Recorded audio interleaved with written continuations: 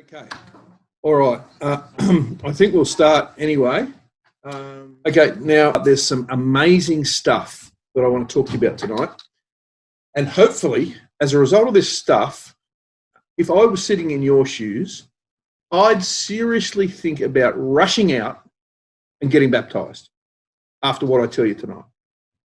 And the reason is there's some stuff happening right now that actually you can see with your own eyes.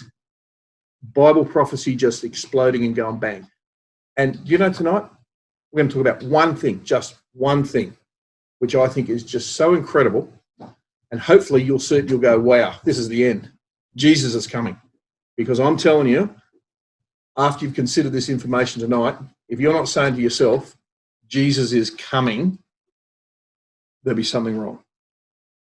Now, of course, only believers would feel this, but I'm going to ask you to consider what I'm saying tonight and think about it seriously, because what I'm going to be putting to you tonight is something that hopefully makes you sit up in your seat and say, my goodness, this world that I'm living in is not going to go on for much longer.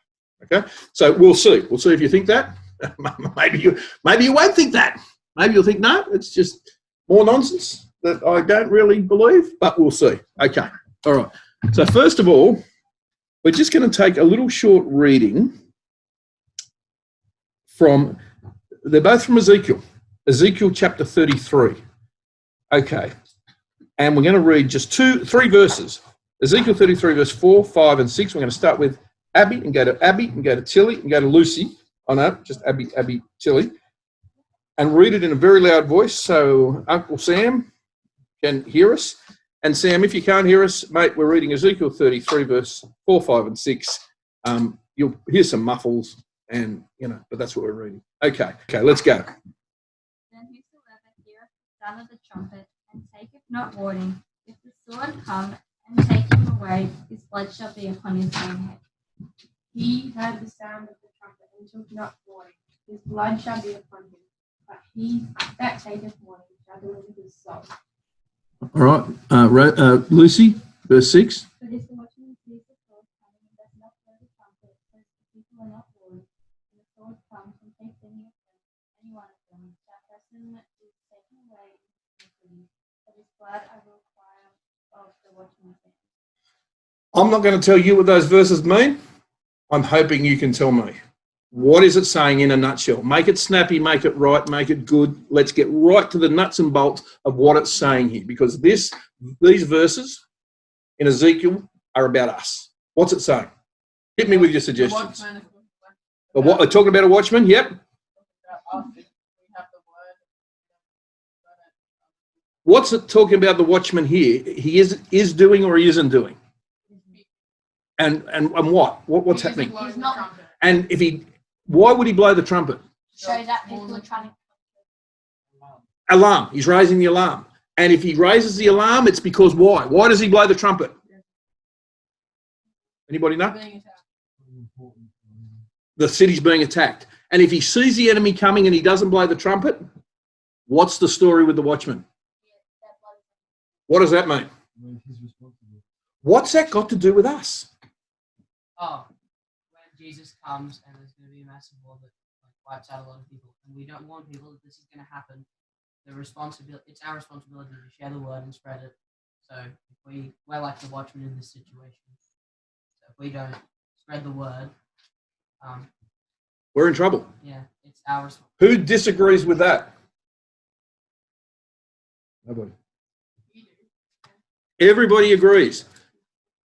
This is about, if you see what's going on and you're not telling people, and you're one of the people, remember that, does everybody watch Sesame Street? Remember that song, Who Are the People in Your Neighborhood? Who can sing that? Ready? 1, 2, 3. Who are the people in your neighborhood? Nobody singing? Well, the postman is a person in the neighborhood, the milkman's a person in the neighborhood, and you are a person in the neighborhood. If you are telling people in the neighborhood and yourself, you're in trouble. And tonight I'm going to share something with you that you need to get hold of and understand that Jesus is knocking at the door, because he is. Okay. All right. The second reading we're going to do is the basis of the information that I want to share with you. Very important information. Only about 5 verses. But hello, Eden. There's a chair up the back next to Isla, if you wish. Okay, let's everybody turn up the reading, Ezekiel 38. And let's see what a couple of verses in Ezekiel 38. We're only going to do a couple of verses. It's just a short little talk tonight. We might go for a long time, but we're not going to be talking about much. Just verse 1 to 5. Okay, so can we start somewhere? Eden, Ezekiel 38, verse 1, Isla, verse 2, 3, 4, and then Josh, 5. And of those 5 verses, there's really only one that we're going to look at, because something's happened you need to know about, and hopefully this will affect how you feel about Jesus returning. Okay.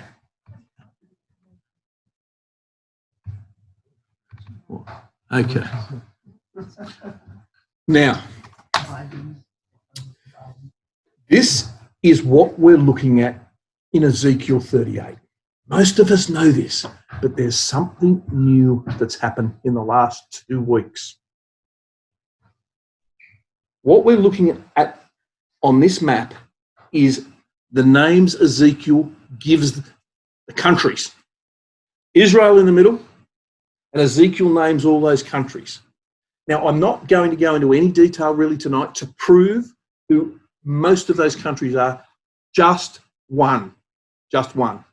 And when you see it, you might go, wow, that's interesting. Okay, so let's just have a look at the next slide, which, how do I get there? Do this. Okay, so let's just put some modern names next to some of these countries. So you can see Magog. Now, where does Magog look like it's in a modern context? Germany and generally, no, not Russia, Europe, okay? So it's Eastern Europe, Magog, okay? Where does Rosh is? Russia, right? So we don't need to worry about that. Meshech, where does Meshech look like it might be in Russia? Where does it look like it might be? What town? Moscow. There's Russia. Moscow region. Does anybody know what Old Tubal is today in Russia?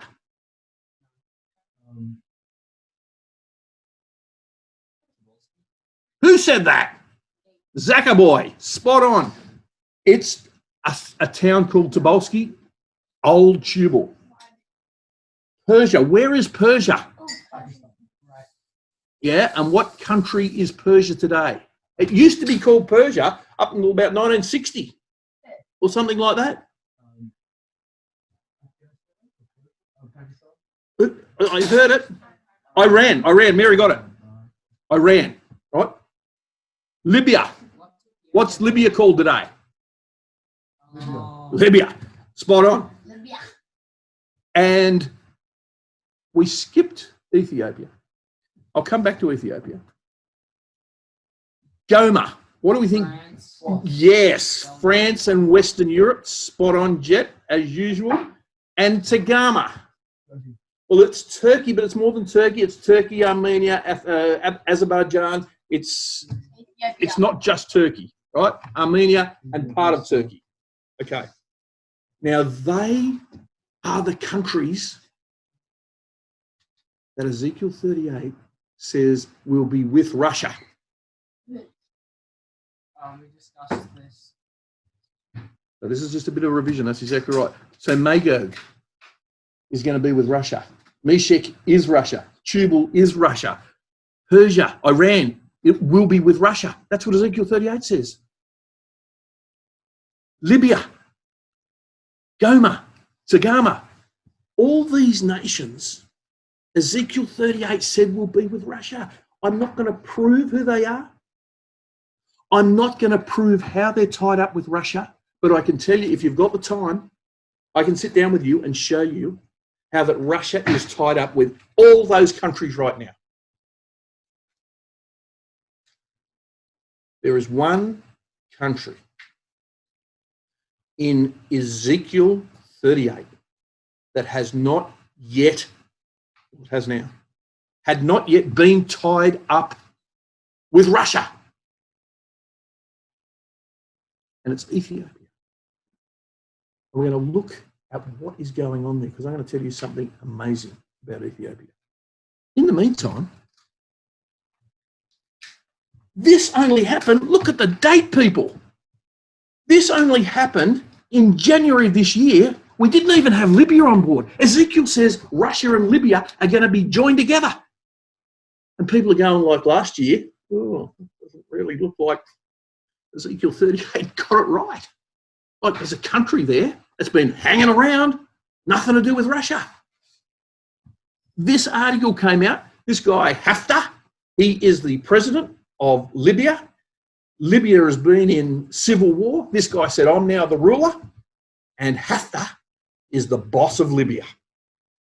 This article says Haftar thanks his dear friend Putin ahead of the Libya peace summit. Why? Let's have a look at the words.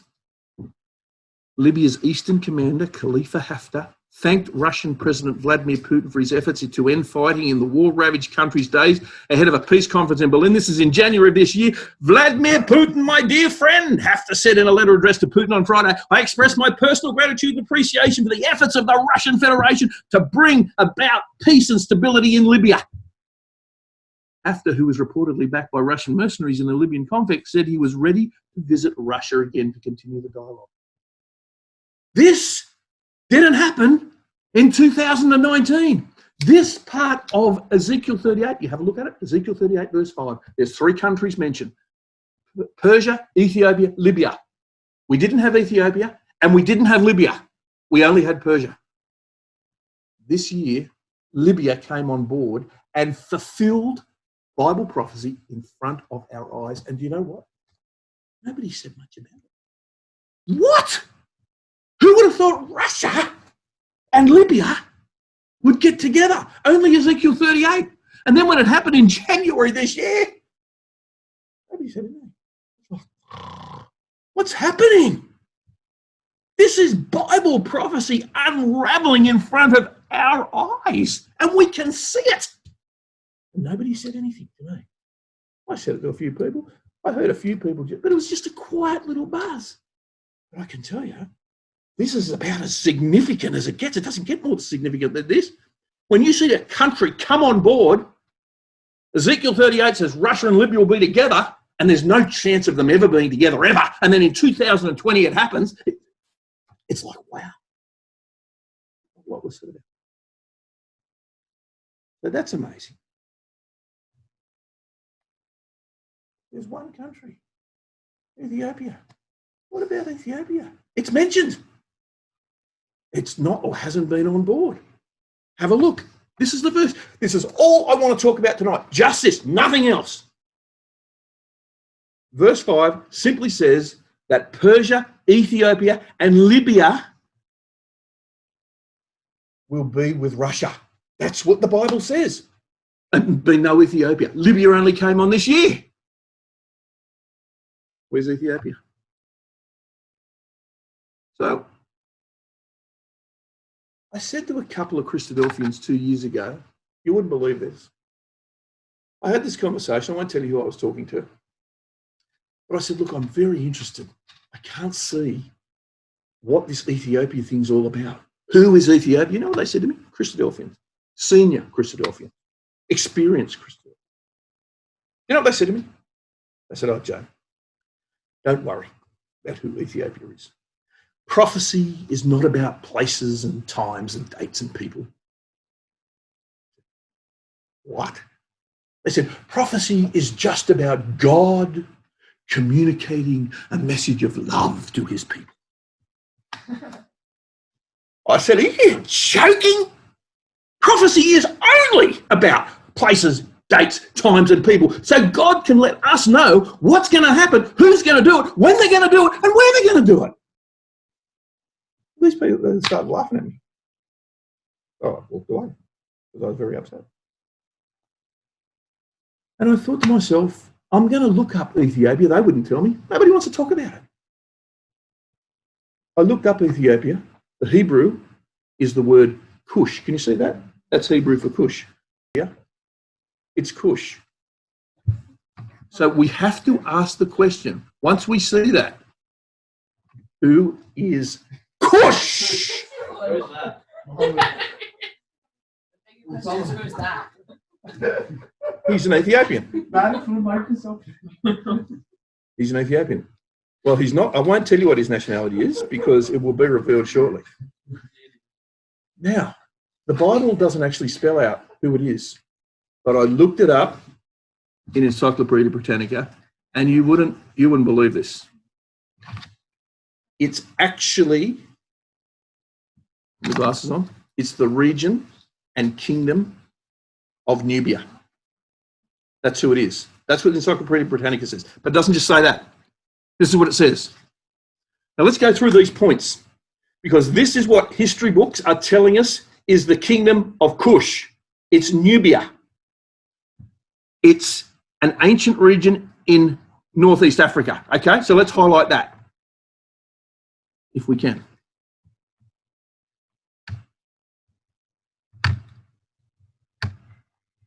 It's in Africa, right. It's near the Nile River, near Egypt. It's east of the shores of the Red Sea. It's southward to about Khartoum. There's Khartoum down there, see that? And west of the Libyan desert. Nubia is traditionally divided into two regions. The southern portion, which extended north to the southern end of the Seven Cataract of the Nile, was known as Upper Nubia. And this was what is now Sudan. And there's the Second Cataract of the Nile. There's Upper Nubia. Ethiopia was called, this area was called Ethiopia by the Greeks, and Ezekiel called Ethiopia as well. But in fact, that is the area of Cush. Encyclopedia Britannica actually gives you this big description so you can work out where it is. It's not unclear. It says what it's below, what it's above, what it's a part of. This is Cush, right there. And Sudan is that area. So when we go back to Ezekiel 38 verse 5, it should read, Persia, Sudan, and Libya are with Russia. Why am I telling you this? I'm telling you this, and I really want, this is the only point I'm going to make tonight. I really want you to understand that Ethiopia, mentioned in Ezekiel 38 verse 5, is Sudan, and the description here is so detailed you cannot mistake it.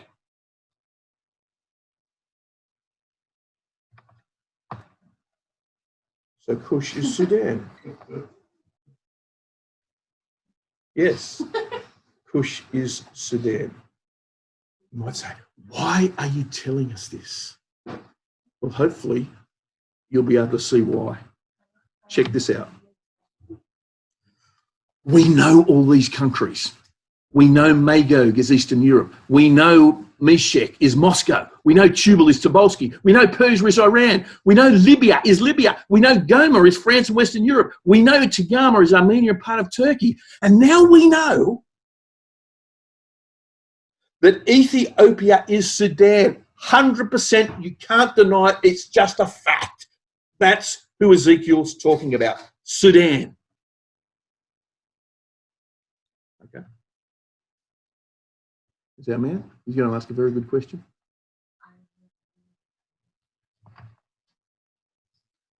So Ethiopia, we're only doing verse 5.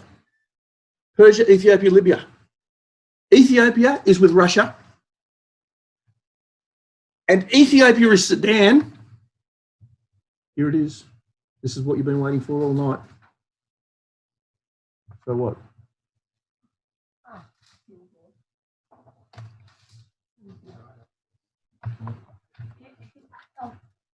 Do you know, young people, ladies and gentlemen, boys and girls, what happened last week? I'll tell you what happened.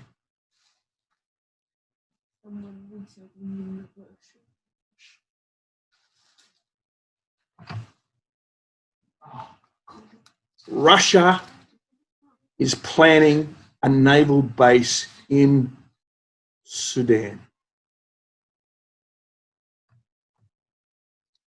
Russia is planning a naval base in Sudan.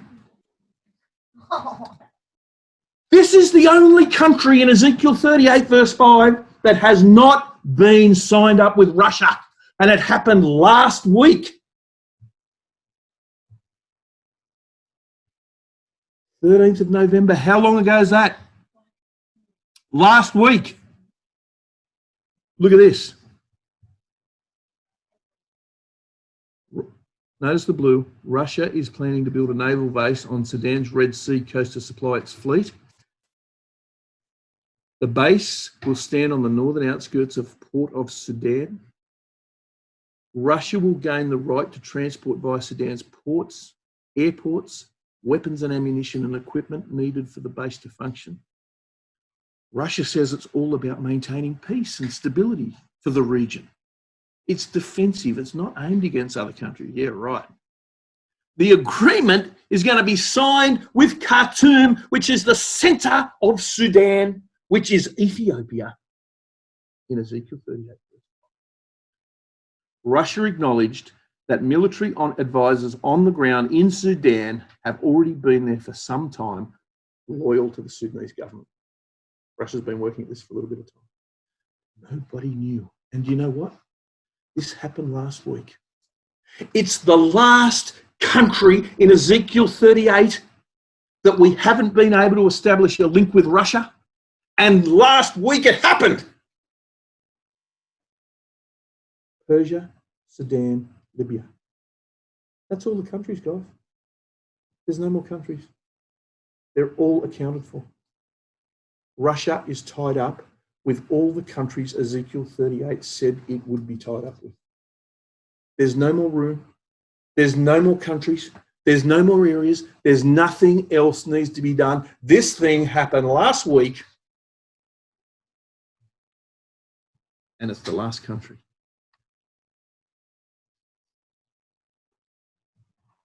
So, looking at our map here, look at our map here.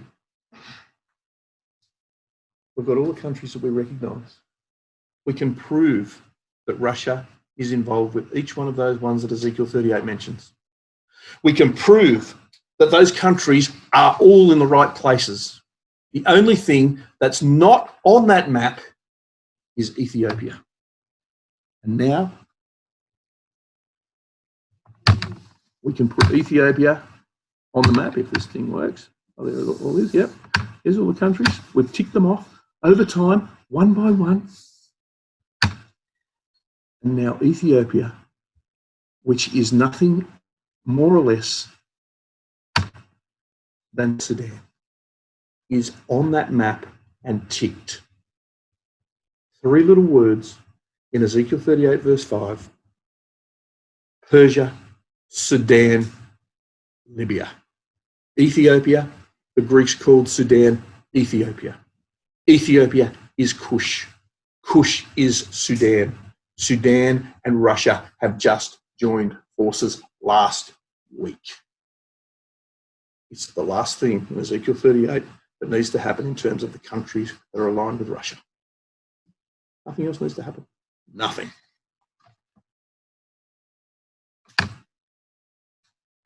Wow.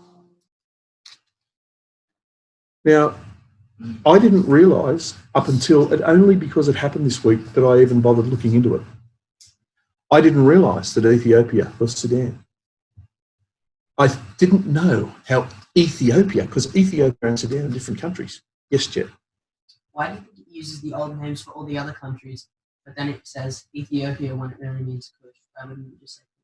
Well, good question. So Jet's asking why there's some variation in the names, in the usage of the name, why some are old, some are new. Libya is a name that Libya was known by 1,000 years ago, still called Libya then, called Libya now. Persia was called Persia till they changed it in about 1960. So it was only 40 or 50 years ago that they changed it to Iran. So Persia was always known as Persia. So some of the names change, and it's our job to work out if Persia was Persia and it is Iran now, are they the same? Answer yes. Go, Jeff. Also, Ethiopia was only established in 1995, so how is it possible that it talks about Ethiopia? Correct. That's a good point. Ethiopia was only established in 1995 as the new Republic of Ethiopia. Prior to that, it was a power that was known, and the Greeks actually referred to a country as Ethiopia, but they weren't talking about the Ethiopia that was established in 1995, which is why I'm saying to you that Sudan is not Ethiopia. The Bible calls it Ethiopia. Ezekiel called it Ethiopia. The Greeks called it Ethiopia, but they meant Sudan, or they meant the area of Sudan. And Russia is going to set up a military port in Port Sudan and sign the agreement in Khartoum, which is the capital of Sudan. And then finally, Ezekiel 38, verse 5, which says Persia, Ethiopia, Libya, meaning Persia, Sudan, and Libya, has come to pass last week. To me, that says it's serious. It's happening. We've watched all the countries get ticked off one at a time. We've proved it. We've established it. We've identified it. We've linked it. Russia is doing deals and tied up with all those guys except Sudan, which it did last week. No more countries it needs to tie up before it starts its invasion of the Middle East. When's that going to start? I don't know. When's Jesus going to return? I don't know. When are the saints going to be called for judgment? I don't know. When? How long is it going to take? I don't know any of that. But what I do know is Russia, according to Ezekiel 38, does not need to line anything else up. It's done. We're going to finish with one verse. We were meant to be doing Daniel 12 today. We're going to do Daniel 12, verse 1. Let's all turn up Daniel 12, verse 1. Because this has lined up Sudan. Daniel 12, 1.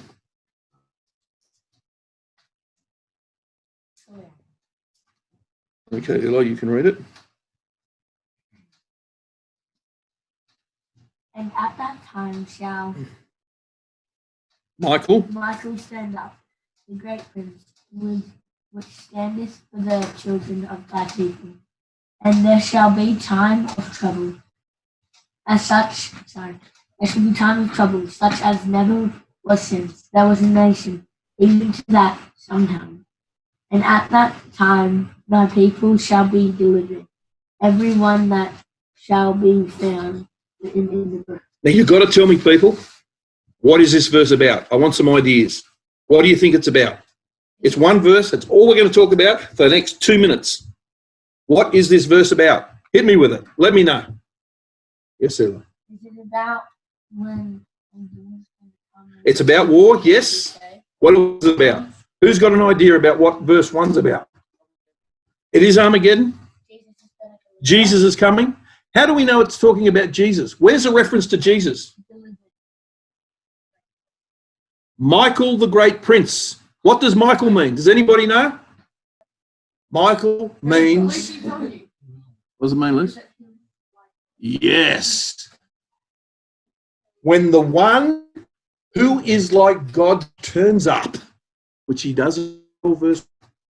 What is the one who is like God? Michael, the great prince, the Prince of Peace, Jesus Christ. What does he do when he turns up, according to verse 1? What happens? Who does he stand for? In the words of the verse, the children of his people. And what's going to happen? What kind of time is going to... Time of trouble, right. More than what has ever been before. And what is going to happen to the people of God when Michael, the great prince, Jesus Christ, turns up? But what is the context of him turning up? Go back one chapter to the last verse. Remember we did Daniel 11 last time, and we talked about the king of the north? Here's the end of the king of the north. Verse 45, Cooper, in a loud voice.